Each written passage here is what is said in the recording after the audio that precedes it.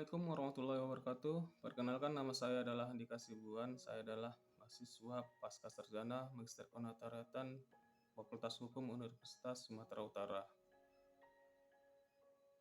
Adapun video ini dibuat adalah untuk memenuhi ujian akhir semester mata kuliah Hukum Pasar Modal, dan judul dari penelitian ini atau pemaparan ini adalah kasus goreng saham yang mengakibatkan kerugian PT Asuransi Jiwasraya atau Persero Tbk di pasar modal. Pengantar, PT Asuransi Jiwasraya adalah sebuah badan usaha milik negara Indonesia bergerak di bidang asuransi. Perusahaan ini telah berdiri sejak tahun 1859 sehingga menjadikan perusahaan ini sebagai perusahaan jasa keuangan tertua di Indonesia. Perusahaan ini sepenuhnya dimiliki oleh pemerintah sebagai pemegang saham, yaitu 100%. Saat ini Jiwasraya sedang mengalami kesulitan gagal bayar polis terhadap nasabahnya karena kebijakan manajemen sebelumnya yang sembarangan menginvestasikan dana nasabah terhadap saham-saham gorengan di bursa efek. Adanya jebakan pada emiten gorengan menjadi salah satu tantangan pasar modal di Indonesia. Pada umumnya, kenaikan harga saham menjadi pendorong naiknya IHSG, tetapi masih banyak ditemui saham yang berstatus gorengan. Saham gorengan merupakan investasi yang tidak sehat karena pergerakan sahamnya bersifat fiktif. Saham tersebut naik dan turun karena adanya kegiatan manipulatif dari pihak-pihak yang saling bekerja sama. Melakukan transaksi pada saham gorengan, seseorang haruslah memiliki pengalaman trading yang cukup. Karena dengan adanya banyaknya pengalaman dalam berinvestasi di saham, seseorang akan mengerti dengan sendirinya untuk mengambil risiko dalam berinvestasi di saham gorengan. Begitu sebaliknya, jika seseorang masih dikategorikan dalam investor pemula, dianjurkan tidak memilih saham gorengan karena akan berisiko tinggi. Profil risiko investor juga berpengaruh setiap transaksi saham. Setiap investor harus memahami dirinya dengan baik. Apakah dia seorang yang agresif, moderat, atau konservatif? Saham-saham gorengan merupakan istilah yang digunakan para investor retail di Indonesia untuk saham-saham yang memiliki pergerakan harga tidak wajar, yang melampaui kewajaran fundamentalnya. Pergerakan yang tidak wajar tersebut terjadi karena ulah pemodal besar atau bandar. Diberikan istilah gorengan karena memiliki sifat cepat panas dan cepat dingin, sama seperti gorengan yang untuk dimakan. Saham gorengan tidak boleh dipertahankan lebih lama.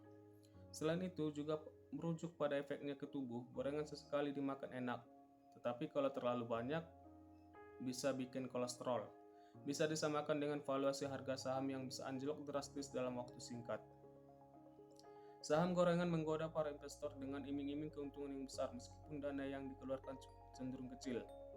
Seorang investor saham pemula mungkin akan tertarik ketika melihat profit saham tersebut. Di Amerika, saham yang memiliki karakteristik saham gorengan ini disebut third line stock atau saham lapis ketiga, junk stock atau saham sampah, atau penny stock atau saham kapitalisasi kecil. Saham gorengan adalah saham yang harganya mengalami peningkatan secara signifikan dalam waktu sangat singkat, padahal tidak ada suatu kejadian yang bisa mempengaruhi kinerja perusahaan tersebut. Saham gorengan yang dikenal dengan saham pom-pom berasal dari kata pump and dump, yang merupakan aksi mengerek dan membuang sampah. Aksi pom-pom biasanya dilakukan dengan menaikkan harga setinggi mungkin sesuai target, dengan memborong saham terlebih dahulu di harga bawah. Kemudian saham ini diisukan dan dipromosikan supaya para retail tertarik membelinya, sehingga pelaku pom-pom bisa melakukan distribusi, yaitu menjual sebagian besar sahamnya di harga atas. Ketika sudah banyak retail yang masuk, sisanya akan dijual sedikit demi sedikit sampai harga sahamnya jatuh kembali. Lewat aksi ini, pelaku meraup cuap besar sementara retail nyangkut di saham pom-poman. Adapun ciri-ciri yang diduga saham gorengan adalah sebagai berikut. 1. Masuk ke dalam daftar Unusual Market Activity atau UMA. Adanya kenaikan harga yang terlalu ekstrim selama 2 hari yang terdeteksi di Bursa Efek Indonesia.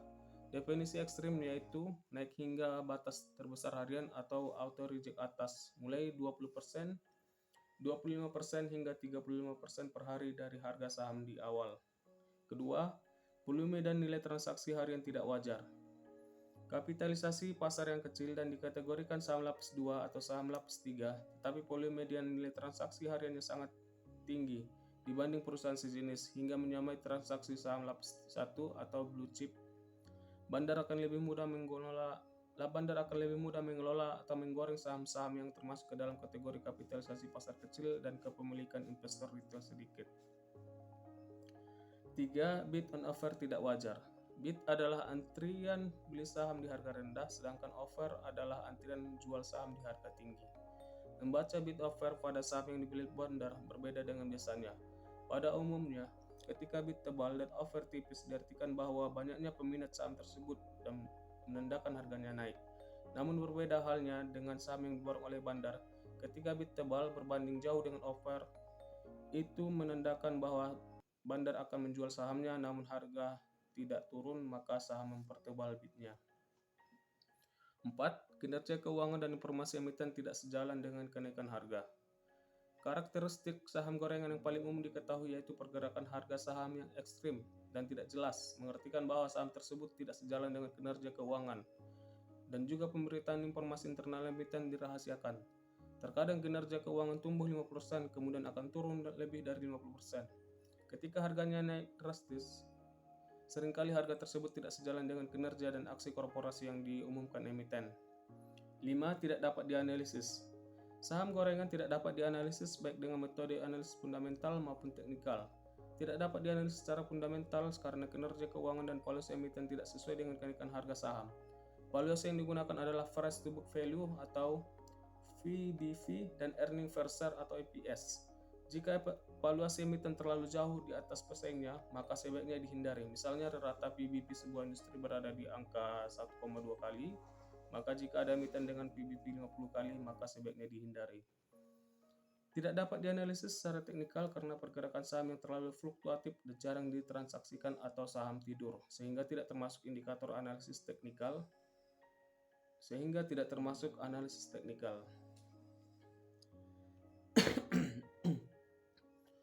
Adapun cara untuk mencegah kerugian jika seorang investor sudah terlanjur membeli saham gorengan antara lain: 1. Hindari menahan lebih lama saham tersebut dan terus memantau situasi market. Seseorang investor harus memiliki batas cut loss pribadi, sehingga jika saham mulai menurun dapat diketahui batasan untuk menjual saham dengan segera. Investor harus merancang kegiatan perdagangan terlebih dahulu agar investor tidak tersesat.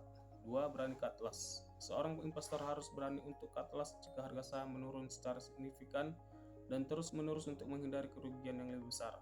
3. Porsi sesuai selera return yang diperoleh dari saham gorengan atau saham pom-pom mendapat alokasi porsi perdagangan maksimal 10% dari portofolio di pasar saham.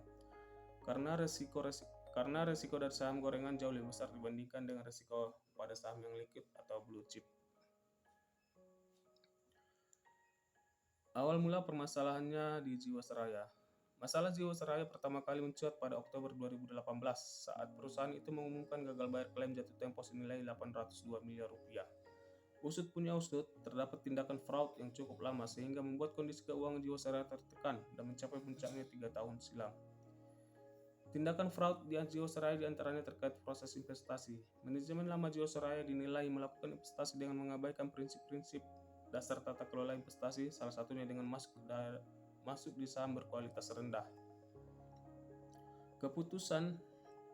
Keputusan pemilihan investasi itu pun tak lepas dari tuntutan perusahaan untuk memenuhi liabilitas yang ada, di mana liabilitas itu muncul karena produk asuransi yang memberikan jaminan imbal hasil. Untuk mengejar pemenuhan tanggung jawab kepada nasabah, tindakan fraud dalam investasi pun terjadi. Kejaksaan Agung menuntut adanya tindakan fraud di Jiwasraya dan melakukan pemeriksaan. Badan Pemeriksa Keuangan atau BPK pun menemukan adanya potensi kerugian negara senilai 16,8 triliun dari kasus tindak pidana korupsi Jiwasraya. Imbas dari hasil itu, sejumlah emiten yang terkait dengan Jiwasraya disuspensi oleh Bursa Efek Indonesia. Lalu terdapat pemblokiran rekening reksadana dari 13 perusahaan manajer investasi yang terkait dengan kasus Jiwasraya. Tindakan fraud di Jiwasraya itu membawa efek domino yang cukup besar. Asosiasi Asuransi Jiwa Indonesia atau AAJI menilai bahwa kasus Jiwasraya sedikit banyak dapat mempengaruhi kepercayaan publik terhadap jasa asuransi. Oleh karena itu, penyelesaian kasus fraud tersebut sangat penting dilakukan. Bukan hanya itu, kasus fraud di Jiwasraya pun tercatat membuat jumlah transaksi di pasar modal menurun, khususnya pada akhir 2019 dan awal 2020. Adanya temuan fraud dalam investasi saham dan reksadana dinilai membuat para investor menahan diri terlebih dahulu untuk bertransaksi. Ketua BPK pada saat itu, yaitu Agung Firman Sampurna, menuturkan penyebab utama gagal bayarnya Jiwasraya adalah kesalahan mengelola investasi dalam perusahaan. Jiwasraya kerap menaruh dana di saham-saham berkinerja buruk. Adapun kasus Jiwasraya disebut bermula pada tahun 2002. Saat itu BUMN asuransi itu dikabarkan sudah mengalami kesulitan. Namun berdasarkan catatan BPK, Jiwasraya telah membukukan laba semu sejak 2006.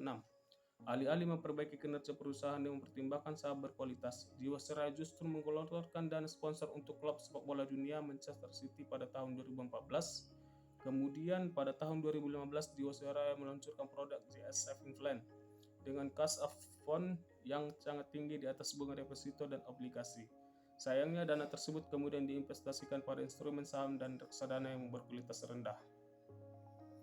Pada tahun 2017, Jiwasraya kembali memperoleh opini tidak wajar dalam laporan keuangannya. Padahal saat itu, Jiwasraya membukukan laba 360,3 miliar. Opini tidak wajar itu diperoleh akibat adanya kekurangan pencadangan sebesar 7,7 triliun. Berlanjut ke tahun 2018, Jiwasraya akhirnya membukukan kerugian unaudited sebesar 15,3 triliun. Pada September 2019, kerugian menurun jadi 13,7 triliun.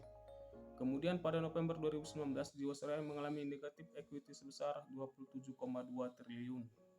Disebutkan sebelumnya, kerugian itu terutama terjadi karena Jiwasraya menjual produk saving plan dengan cost of fund tinggi di atas bunga deposito dan obligasi. Apalagi berdasarkan catatan BPK, produk saving plan merupakan produk yang memberikan kontribusi pendapatan tertinggi sejak tahun 2015. Kemudian menindaklanjuti hasil temuan 2016, BPK akhirnya melakukan investigasi pendahuluan yang dimulai pada tahun 2018. Yang menggambarkan hasil investigasi ini menunjukkan adanya penyimpangan yang berindikasi fraud dalam mengelola saving plan dan investasi.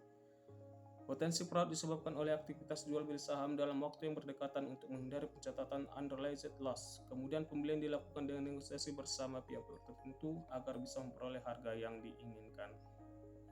Pihak yang diajak berinvestasi saham oleh manajemen terkait transaksi ini adalah grup yang sama, sehingga ada dugaan perusahaan dikeluarkan melalui grup tersebut. Parahnya, selain investasi pada saham gorengan, kepemilikan saham tertentu melebihi batas maksimal di atas 2,5%. Saham-saham gorengan yang kerap dibelinya antara lain saham Bank BJB, Semen Batu Raja, dan PT PP Property Tbk. Saham gorengan tersebut berindikasi merugikan negara sebesar 4 triliun. Jadi pembelian dilakukan dengan negosiasi bersama pihak-pihak tertentu agar bisa memperoleh harga yang diinginkan. Untuk saat ini, indikasi kerugian negara atas saham tersebut sebesar 4 triliun. Tak sampai di situ, investasi langsung pada saham yang tidak likuid dengan harga tak wajar juga disembunyikan pada beberapa produk reksadana. Pada posisi per 30 Juni tahun 2018, Jiwasraya diketahui memiliki 28 produk reksadana. Dengan 20 reksadana diantaranya memiliki porsi di atas 90%. Sebagian besar reksadana berkualitas rendah. Reksadana tersebut sebagian besar adalah reksadana berkualitas rendah dan tidak likuid. BPK menemukan indikasi kerugian negara sementara akibat penurunan nilai yang diperkirakan 6,4 triliun.